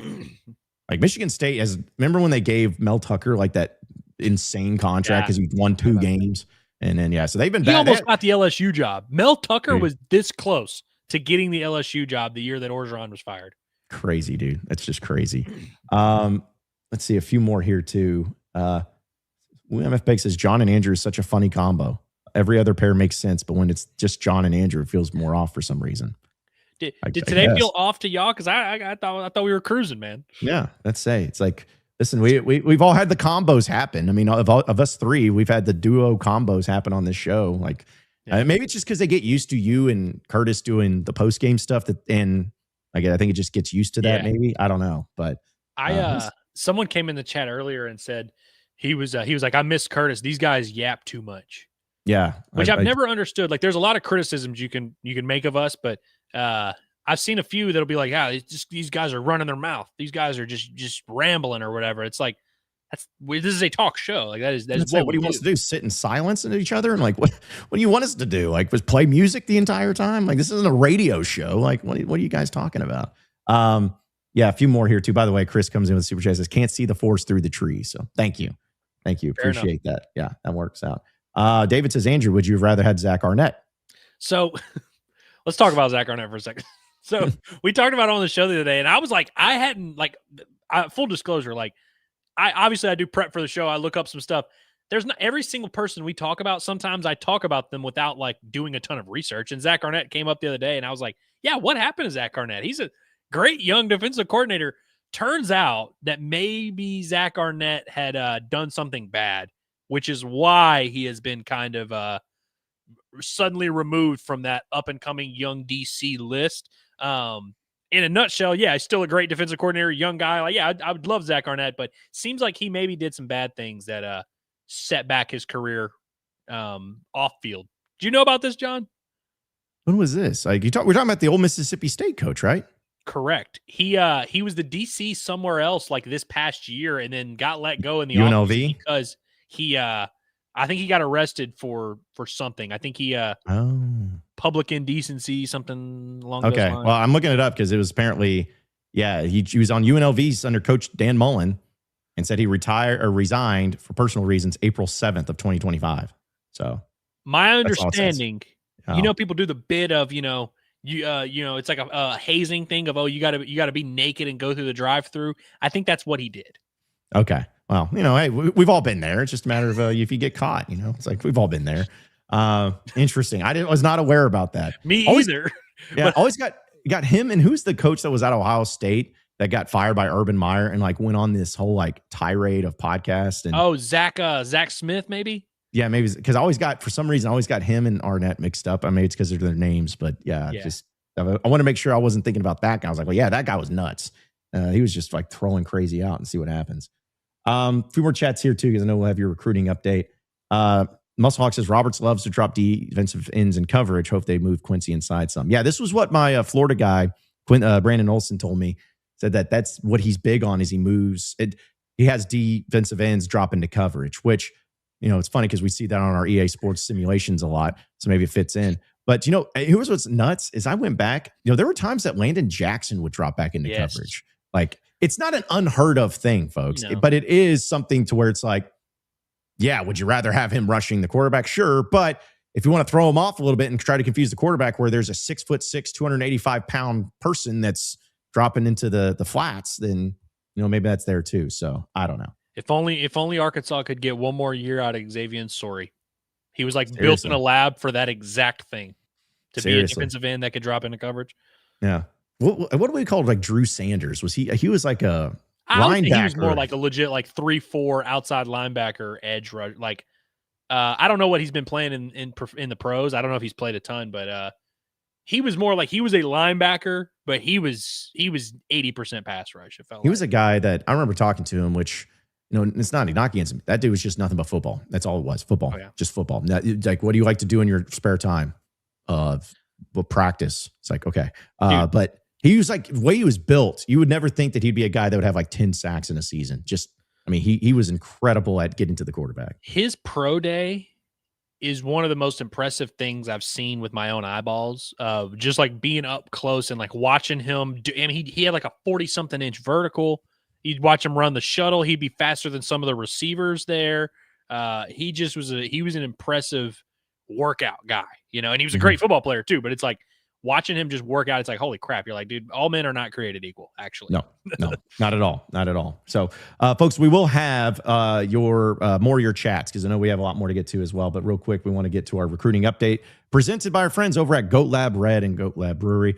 Great place over there, right there, 1214 North Garland Avenue. It's the official sponsor of the recruiting podcast that we do with Dudley Dawson here, Inside Arkansas Recruiting, which Dudley's been on top of it, and he's going to continue to be on top of it each and every day. So every new edition that comes in under Ryan Silverfield, transfer portal, when that gets popping, he's going to be on top of it. We're going to be going live with Dudley, and we always look forward to that. But Goat Lab Red, you got to look forward to that too, because anytime you can go there, if you're looking for a place to watch the Razorback basketball game tomorrow, for instance, when they take on Fresno State, you're not driving down to North Little Rock, well, go to Goat Lab Red. They do progressive wings, where the more points that get scored by the Razorbacks, the cheaper the wings become until they're free. That's right, until they're free. It's not going to be one of these things, well, we thought about doing them free. Nope. The price is going to keep on dropping, and when you play by the rules, you're going to get free wings. It's as simple as that. So check them out for any type of occasion, pre-game, during the game, post-game. You can also see them for lunch, as they'll be playing Inside Arkansas Live each and every day right here at noon. So without further ado, let's go ahead and hear from Dudley Dawson for a quick recruiting update presented by Goat Lab Red. Covering recruiting and the transfer portal for the Razorbacks. This is Inside Arkansas Recruiting with Dudley Dawson. Welcome into the Inside Arkansas Recruiting Podcast Update presented by Goat Lab Brewery. I'm your host, Dudley Dawson. What a wild week it was, huh? The new hire, Ryan Silverfield, had his press conference yesterday, his introductory press conference. Went really well, I thought. And obviously he has some hyperbolic statements. And I know with the program having lost a lot of games lately, sometimes y'all get tired of hearing that. But it's good to see some positivity.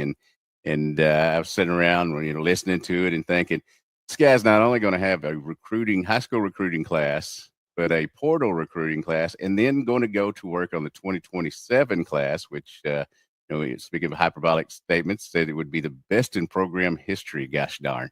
So we'll see how that plays itself out. But what I was thinking about is his team won't play its first game as a Razorback program till September 5th when it hosts North Alabama in Fayetteville, and then they'll follow that up by going to Utah and play.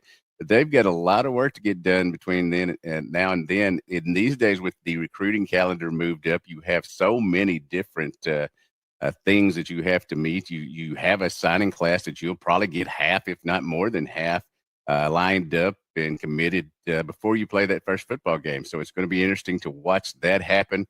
Look forward to covering it here, as I said, sponsored by Goat Lab Brewery. But 17 high school additions, couple of you've got 15 position players, 2 specialists. The transfer portal coming up January 2nd through 16th. They're getting their staff in order now. A lot of things being, coming out about that. But it's I think a good first week for Coach Silverfield, and we'll just see how it goes from here on out. We'll be covering it.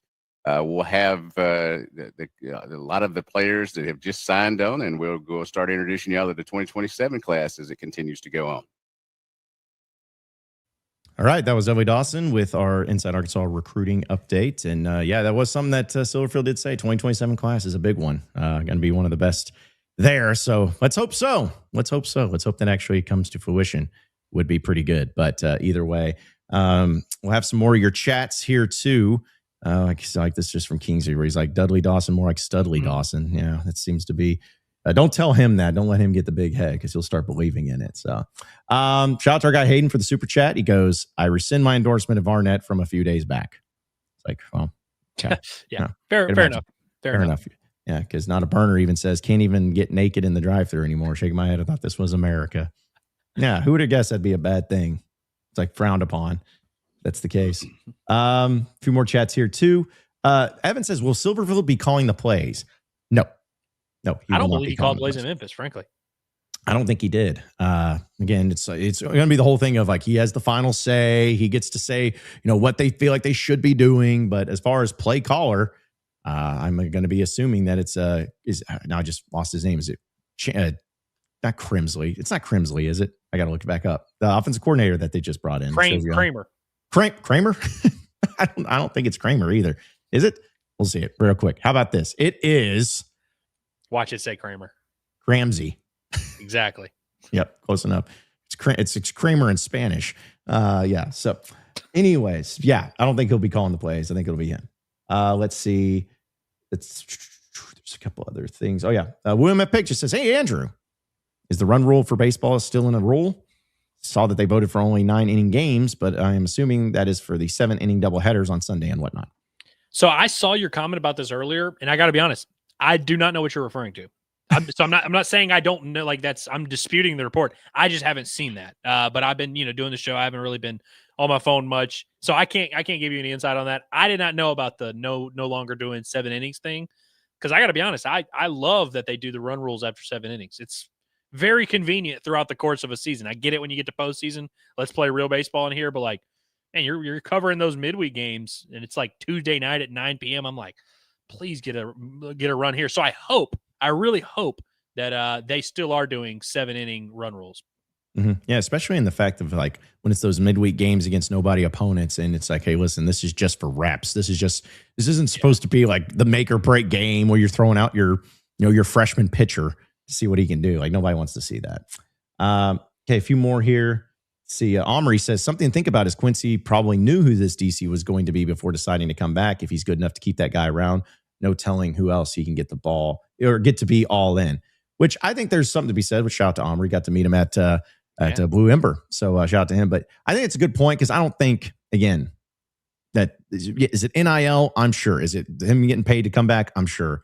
But I don't think that he was just going to be like, I don't care who the coach is going to be, I'm taking this money. I'm sure he had to talk with, saying, hey, this is Ron Roberts. This is who we're going to look to bring in. Talk to him. I'm sure that there were some connections there as well. Also Hawk says the problems with the hires, no problems with the hires, but none, including Ryan Silverfield, show our money has changed. So this is the exact stance that I think everyone should have, frankly. Because these hires in a nutshell, like Ron Roberts, it's a perfectly adequate SEC defensive coordinator. And a guy that checks some of those boxes we looked for. Same with some of these other staff members. I like bringing in the running back coaches, recruiting and all that, but none of them do back up what we were hinted at in the last few days, and none of them blow us away the way that they were promised. But yeah, I mean, because like literally Hunter Yurchek said, hey, you're going to be able to see that we're spending a lot of money based on the hires. And that was like 16 hours ago, and that has already been proven possibly false. Yeah. Well, also too, this one goes back to my whole point of like waiting until the entire thing is filled. Because say if the coaching staff is not doing that, which is great, and I get people feeling that way, you're going to feel differently if suddenly the portal is incredibly tremendous for Arkansas. Like it's not like you'd be like right now, hey, they got no money. But then if the portal blows up and it's incredible, then you're like, okay, well, they do have money. Like that's why I want to see the whole entire deal, to where before I just saying, it's a bunch of crap, it's not true. It's like, it may not be, and it doesn't look like it is, at least as far as overwhelming goes. But once they put it all together, it may be all right. Also says, Ryan says, why don't you donate a couple $100 million to the U of A? Because I don't have it, for one. And two, Walmart, Walmart does that, obviously. Walmart's here, so they have all the money. It's a gold mine, Walmart. That's what everybody thinks outside the state of Arkansas. Just Walmart's flooding in money to the athletic department. I just responded to a tweet, and I feel confident saying this because I feel like if you're tweeting at me during the show, that means you're not watching the show. So this guy's not going to hear me making fun of him. But because I was tweeting about Hunter Yurchek earlier and kind of like, hey, yeah, he maybe lies to y'all about money sometimes. And he was like, well, hey, is it possible? I just saw the Michigan State's getting a $400 million thing. Is it possible that maybe like that's what he's referring to, some type of thing like that? And I'm like, no, it's actually not possible that he has a $400 million donation in his back pocket, because if he had a $400 million donation in his back pocket, he would have no issue saying that to you. Anytime, every single university that gets a huge donation like this, they all say it. I remember last year, Mississippi State, they announced this huge $8 million donation. And I remember at the time being like, wow, that's awesome. $8 million for Mississippi State in the middle of a 2-10 season. Like that's a notable thing. You use Virginia Tech. They made it very public. They got a $250 million influx. Michigan State, we get a $400 million influx. If you have big numbers, you have no problem saying that. And I get Yurchek's point about competitive advantage and yada, yada, yada. And so if that's the stance he wants to take, cool. But make no mistake, if it were a very large number, he would have zero issue saying it. which is why Auburn and Golders. Did you see that report today, John, where they're like, hey, yeah, Auburn is putting things in place. They're going to have a $30 million football roster. That was the report that came out. You only say, I don't want to tell you the money number if the money is low. That's the only way. If someone asks you, hey, how much is in your bank account? Well, if you got $85, you say, hey, I decline to answer that. If you were a literal billionaire, you'd be like, I'm a freaking billionaire. That's how much is in my bank account. $1 billion.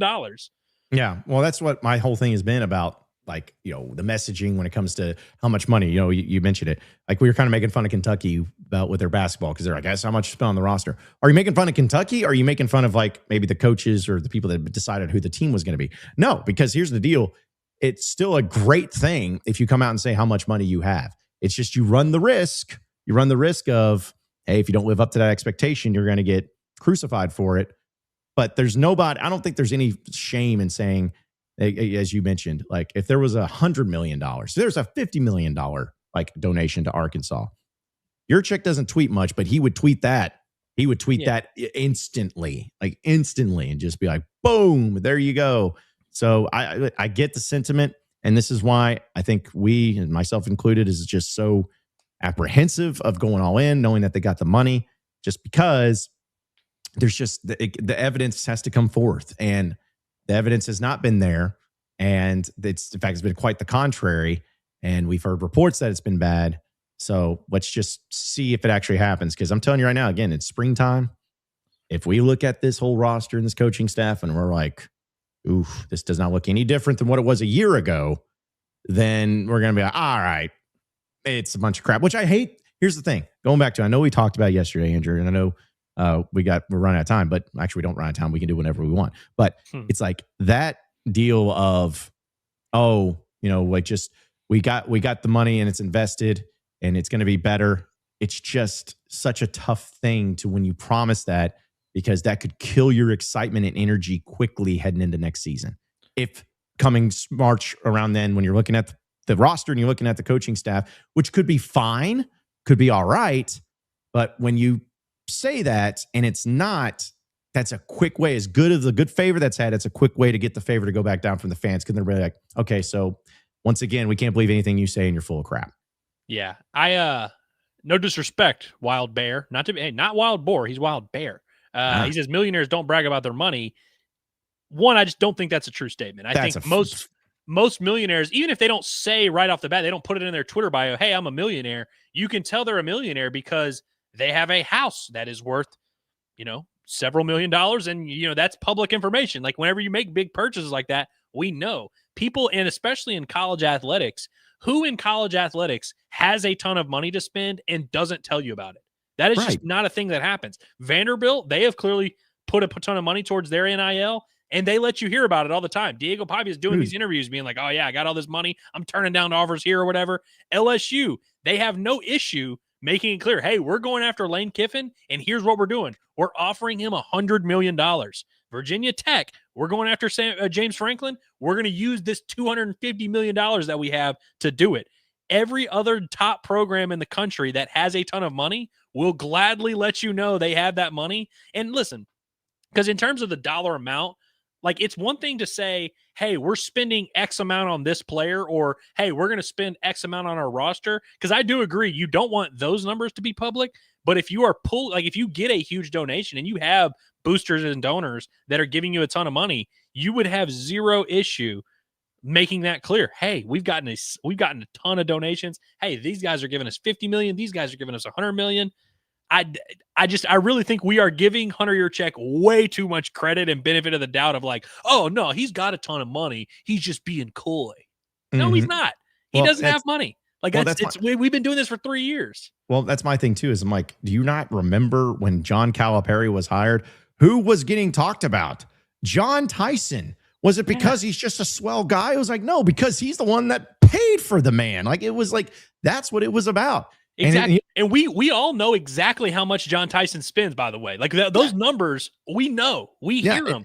When that's the biggest misconception of all time is millionaires don't want you to know that they spend a ton of money. Yes, they do. They spend money all the time, and we know about this. Yeah, they'll let everybody know, even if it's for a good cause. I'm not hating them for it at all, but it's like, I just donated $25 million to the children's hospital. It's like, you know that. Like, it's not to say that that's they anytime they spend a lot of money anywhere that, it comes out and they brag about it or anything. But yeah, the idea that millionaires just work in the shadows and they just like, I don't want anyone knowing about the money I'm spending. Because I'll tell you this right now, someone made the joke about why don't I donate a couple $100 million or whatever. It's like, if I did, I'm crowing about it. I am screaming it from the mountaintops. Like, I have saved Razorback football. Here's this money. Like, I am. You guys will know about it if we do that. But now that we're tying it back to Arkansas, like if we're just really supposed to find out when we see this coaching staff and see this portal come together, I think that's a tough one, for me, especially because we're going to get to portal season. Like, it's going to happen. We can sit here and allude to it when Arkansas starts offering, South Alabama corners and, Miami of Ohio left guards. It's going to be really hard in that moment to be like, well, but maybe there's $200 million sitting underneath the cushions, maybe that we'll find somewhere. It's like, at some point, we're going to have to address the reality of this situation. Yeah, and I'll put it to you like this. What'll tell me, and this is just a shot in the dark, random thing. What'll tell me is if next year of your 22 starters on offense and defense, half of them or more were starters at a Power 4 program last year. Like, that'll tell me, and that's including Arkansas too. Like, that's including Quincy Rhodes. It's including all that because these are guys that if they're good enough, they may have gotten an offer somewhere else to leave. But if you have over half of your players next year that they were a backup at Oregon, no, started at a Power 4 program, that's going to tell me, like the Corey Robinson, I think Georgia Tech is where he's from. It's like, hey, it's not like, oh, well, was he this All-American? No, it was like, but he was really good. He was solid. Like, if you get 9 Corey Robinsons this year, I'll be thrilled. Yeah, it'll be awesome. It'll be great. Sorry. So apparently, I'm sorry, Quinn. I did miss your super chat. That's my bad. But appreciate you, Quinn. He says, like I told you on messages, that defensive roster overhaul might take 2 years to overhaul it. He's a good DC. He likes to create pressure. Well, I'll tell you this, Quinn. I agree. And I really appreciate the context of it. My thing is like when you're dead last and you're as dog poop as what Arkansas has been in defense, a 2 year, it may be a 1 year overhaul where they go from 16th to 11th. Like suddenly that's like, oh, wow. Like, look at what he's done here in a year. Like I get what you're saying with the 2 year overhaul to get to that point. But when you're so dead last, just having a couple of spots of improvement is going to make a difference. So, certainly. Yeah.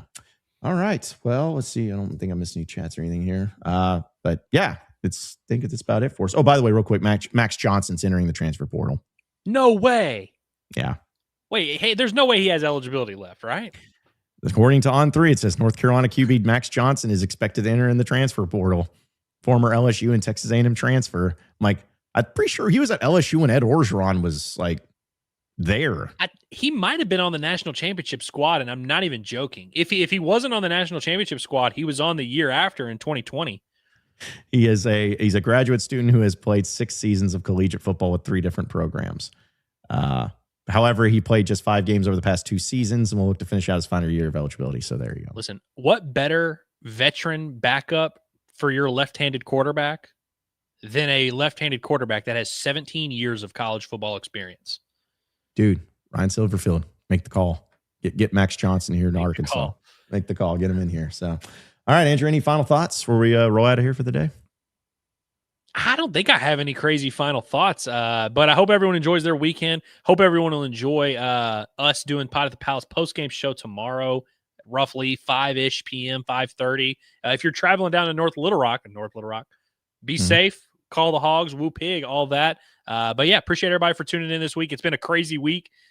These are the kind of weeks we live for in this business, man, but I appreciate everybody always being on this journey with us, and everyone stay safe. Woo pig. Yeah, absolutely. Appreciate all of you. And again, keep it right here on Inside Arkansas for all of the updates going on, whether it's football, basketball, baseball, recruiting. We do it all right here when it comes to the Razorbacks, and we're going to be on top of it. And yeah, be sure to check out Pot at the Palace postgame show following Arkansas Fresno State tomorrow, as hopefully we continue to see this basketball team improve, and it's going to be a great one. So that'll do it for us today. For Andrew Ellis, as well as intern Cameron, John Neighbors, same sports show, same sports channel next Monday. Have a great weekend, everybody. We'll see you then.